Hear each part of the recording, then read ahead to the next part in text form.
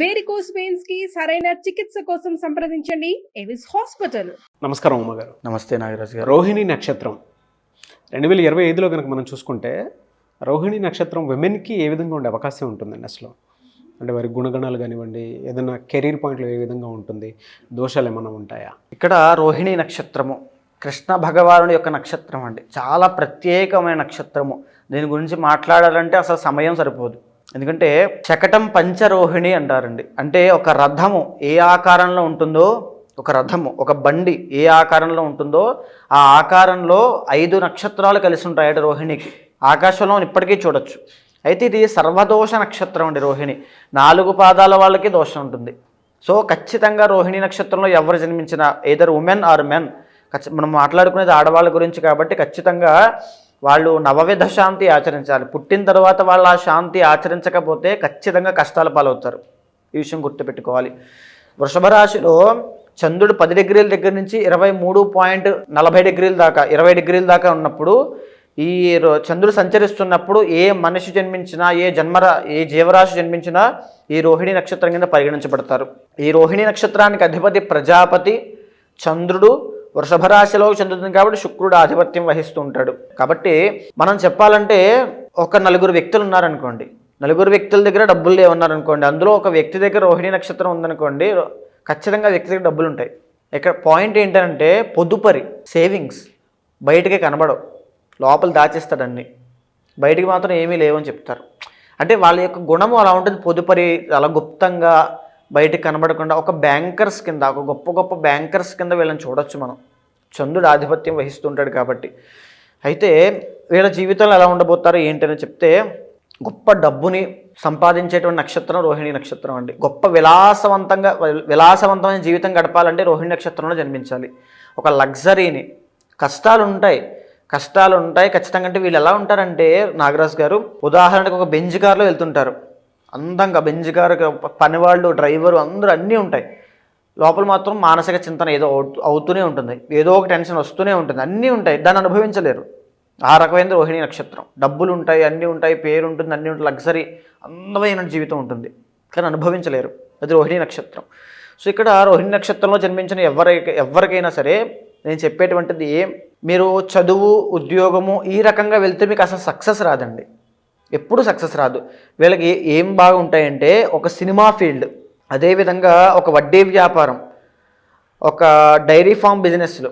అంటే వీళ్ళ యొక్క టాలెంట్ ఆధారంగానే వెళ్ళాలి తప్ప ఉద్యోగం చేసేటువంటి అవకాశం లేదు. ఉద్యోగం చేసే అవకాశం 1% ఉంటుంది. దేనికి సంబంధించి ఉంటుంది? బ్యాంకుకి సంబంధించి, ఫైనాన్షియల్ సెక్టార్లో అవ్వచ్చు, లేకపోతే గొప్ప బ్యూటీషియన్స్ అవ్వచ్చు, ఫండ్ మేనేజర్స్ అవ్వచ్చు, తర్వాత లోన్ అప్రూవ్ చేసేటువంటి డిపార్ట్మెంట్ అవ్వచ్చు. అంటే డబ్బుకు సంబంధించిన ఎన్నైతే కేటగిరీస్ ఉన్నాయో ఈ రోజుల్లో వాటన్నిటికీ కూడా ఈ రోహిణి నక్షత్రం వల్ల యాప్ట్, ఖచ్చితంగా సెట్ అయిపోతారు. వీళ్ళ దగ్గర డబ్బు ఇస్తే 10 సంవత్సరాల తర్వాతైనా మనం అడిగి తీసుకోవచ్చు, అంత నమ్మకస్తులు వీళ్ళు, రోహిణి నక్షత్రం వాళ్ళండి. అయితే వీళ్ళకు ఉన్నటువంటి ఇబ్బందులు ఏమిటంటే ఆరోగ్య సమస్యలు తీవ్రంగా వేధిస్తాయి, మానసికంగా శారీరకంగా రెండూ కూడా. ఏ పాదం వారికి ఏ విధంగా ఉంటుందన్నది. సో ఇక్కడ మనము రోహిణి నక్షత్రం తీసుకుంటే 4 పాదాల వాళ్ళకి సర్వదోష నక్షత్రం అండి. 1, 2, 3, 4 పాదాల వాళ్ళకి దోషం ఉంటుంది. సో 4 పాదాల వాళ్ళకి ఇవే రకమైన ఆరోగ్య సమస్యలు ఇబ్బంది పెడుతుంటాయి. ఆరోగ్య సమస్యలు ఎక్కువగా గొంతుకు సంబంధించినవి, టాన్సిల్స్ అవ్వచ్చు, లేకపోతే నెక్కి సంబంధించినవి, బ్రెస్ట్ క్యాన్సర్లు, బ్లడ్కి సంబంధించిన ఇబ్బందులు, urinary tract infection, thyroid, PCOD, fatty liver, ఈ కిడ్నీ సమస్యలు, ఆడవాళ్ళకి సంతాన సమస్యలు ఇబ్బంది పెట్టేటువంటి బాగా పీసీఓఎస్, తర్వాత మెన్స్ట్రువల్ సైకిల్స్లో ఇబ్బందులు, ఇవన్నీ కూడా ఈ రోహిణి నక్షత్రం వాళ్ళకి ఇబ్బంది పెడుతూ ఉంటాయి. సో అన్నీ ఒకేసారి రావండి. రిలేషన్షిప్లో ఎలా ఉంటుంది సార్? సో అన్నీ ఒకేసారి రావండి. ఇండివిజువల్ జాతకంలో ఎప్పుడైతే 6వ స్థానం ఏ రకంగా బలం ఉంది, 6వ స్థానంలో బలం లేదనుకోండి, కంప్లీట్గా 10 ఇయర్స్కి ఒకటి, 20 ఇయర్స్కి ఒకటి, 15 ఇయర్స్కి ఒకటి టక్క వచ్చి పడుతూనే ఉంటాయి. సో ఆ ఇండివిజువల్ జాతకంలో ఎప్పుడైతే బలం ఉంటుందో ఈ ఆరోగ్య సమస్యలు తగ్గే అవకాశం ఉంటుంది. ఎలా సార్? అంటే వీళ్ళకి జనరల్గా రిలేషన్షిప్లో ఎలా ఉండే అవకాశం ఉంటుంది? రిలేషన్షిప్లో వీళ్ళకి చూసుకుంటే ఖచ్చితంగా కాస్త గొడవలు అవుతాయండి. అంటే పెళ్ళికి ముందు గొడవలు అవుతాయి, కానీ పెళ్ళి అయిన తర్వాత బ్రహ్మాండంగా ఉంటారు. ఎందుకంటే వీళ్ళు ఎక్కువగా జనరల్గా చాలా రొమాంటిక్ అని చెప్పాలి. శుక్రుడు ఆధిపత్యం వహిస్తాడుగా చాలా లవ్లీగా ఉంటారు, రొమాంటిక్గా ఉన్నప్పుడు ఫ్యాంటసీస్ ఎక్కువ ఉంటాయి. చాలా చాలా లవ్లీ పర్సన్స్ అండి. కానీ వీళ్ళని అర్థం చేసుకుని వీళ్ళ ఎక్స్పెక్టేషన్స్కి లేకపోతే వీళ్ళ ఫ్యాంటసీస్కి తగినటువంటి వరుడు దొరకడం కాస్త కష్టం అవుతుంది, మెజారిటీగా చాలా కష్టం అవుతుంది. సో ఎప్పుడైతే అలాంటి ఇంటర్ క్యాస్ట్ మ్యారేజ్లు చేసుకోవడంలో రోహిణి నక్షత్రం వాళ్ళు ఎక్కువ ఉంటారు. ఓకే, ఖచ్చితంగా ఇంటర్ క్యాస్ట్ మ్యారేజ్లు అవుతాయి, ఇంట్లో గొడవలు అవుతాయి, అత్తగారితో గొడవలు అవుతాయి. తర్వాత వెళ్ళే కొద్దీ ఆ ఇండివిజువల్ జాతకంలో అష్టమ స్థానం బలంగా ఉందనుకోండి, వెళ్ళే కొద్దీ అత్తగారి ద్వారా ఆస్తి విపరీతంగా వీళ్ళకి కలిసి వస్తుంది. సో మొదట్లో చాలా గొడవలు అయినప్పటికీ కూడా తర్వాత వైవాహిక జీవితంలో అంత సాటిస్ఫాక్షన్ ఉండదు వీళ్ళకి.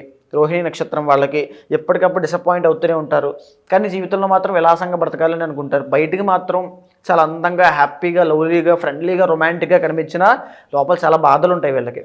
చాలా బాధపడుతూ ఉంటారు. ఒక డిప్రెషన్, యాంగ్జైటీ, బయటికి కనిపించినటువంటి యుద్ధం చేస్తూనే ఉంటారు ఈ రోహిణి నక్షత్రం వాళ్ళు. కానీ ఎప్పుడూ ఒక హ్యాపీగా, ఒక అందంగా, ఒక బ్రతుకుతున్నాం చాలా లగ్జరీగా, అబ్బా ఏముంటారో అలా ఉండాలో లైఫ్ అంటే అనుకుంటారు వీళ్ళని చూసి.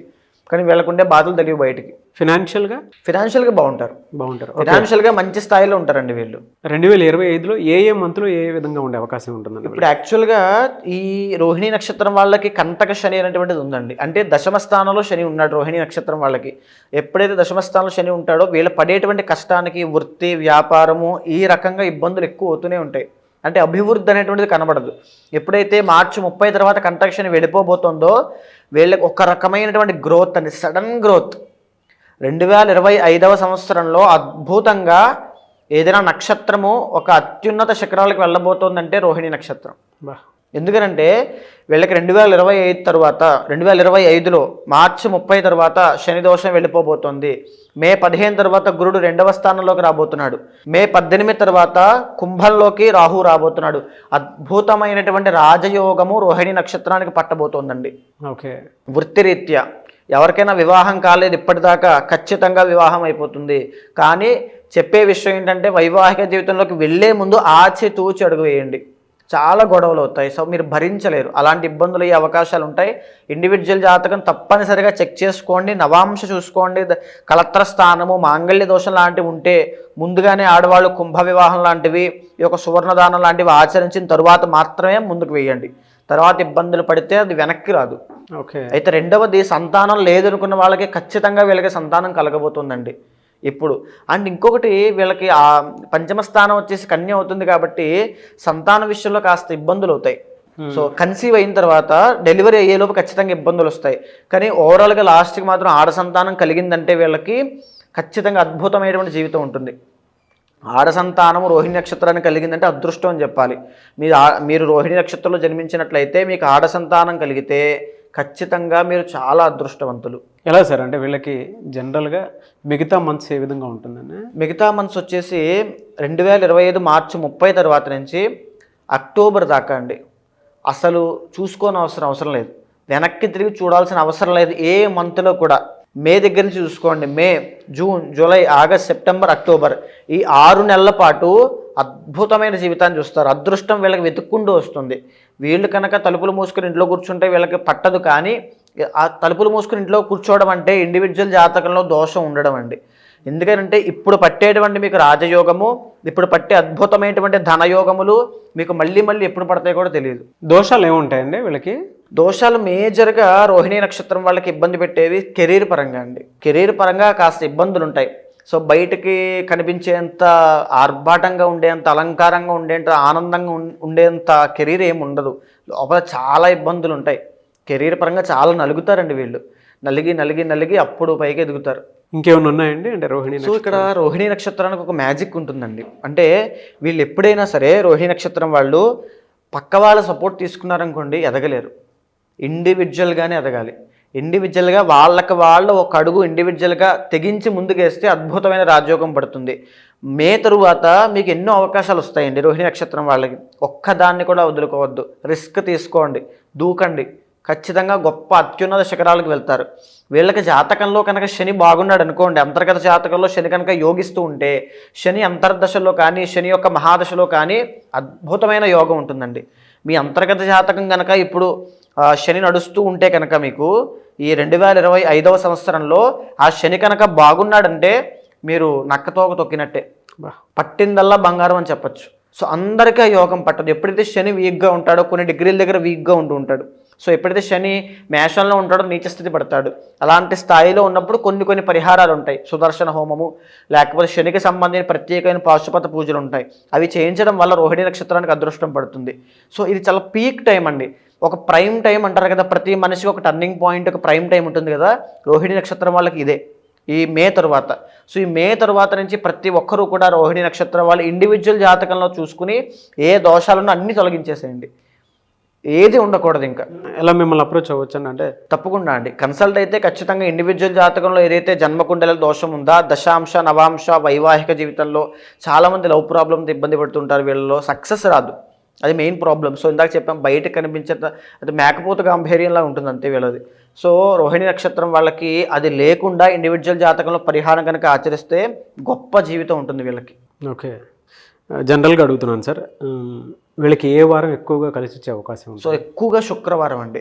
శుక్రవారం నాడు వీళ్ళు ఎవరిని కొత్త వ్యక్తుల్ని కలిసిన, ఒక బిజినెస్ మీటింగ్స్ అవ్వచ్చు, ఒక ఉద్యోగ ప్రయత్నం అవ్వచ్చు, లేకపోతే వీళ్ళు చేసేటువంటి ప్రయత్నం శుక్రవారం స్టార్ట్ చేయడం కానీ ఏం చేసినా అద్భుతంగా ఉంటుంది శుక్రవారం నాడు. ఎనీవేస్ థ్యాంక్ యూ అండి, thank you so much Uma గారు. నమస్తే. ఏవైతే మీరు మాట్లాడటం జరిగిందో వాటికి సంబంధించినటువంటి వాటిలో ఏదైనా చిన్న దోషం ఉన్నా, లేదా పరిహారాల కోసం అని చెప్పేసి పూజల కోసం, హోమాల కోసం, లేదా మంచి లగ్నం కోసం, లేదా కొంతమందికి ఏంటంటే సంతానానికి సంబంధించినటువంటి ఇష్యూస్ ఉంటాయి, కొంతమందికి ఏంటంటే వ్యాపారం ఏదైనా మంచి టైంలో ప్రారంభించాలనుకుంటారో, వారి పేరు వాళ్ళని బట్టి ముందుకెళ్ళాలి అనుకునేటువంటి వాళ్ళు ఉంటారు.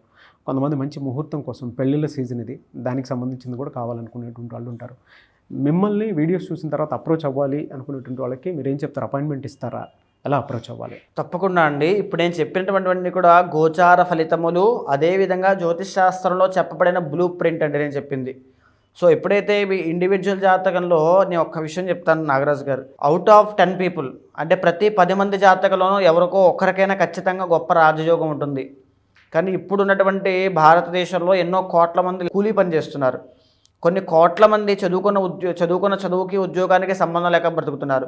కొన్ని కోట్ల మంది వైవాహిక జీవితంలో ఇబ్బందులు వచ్చే విధంగా బ్రతుకుతున్నారు. కొన్ని కోట్ల మంది ఆరోగ్య సమస్యలతో ఇబ్బంది పడుతున్నారు. వీళ్ళందరికీ కూడా సరైన అవగాహన లేకపోవడమే. మనకి జ్యోతిష్ శాస్త్రం ఆయుధం అనేటువంటిది ఉంది.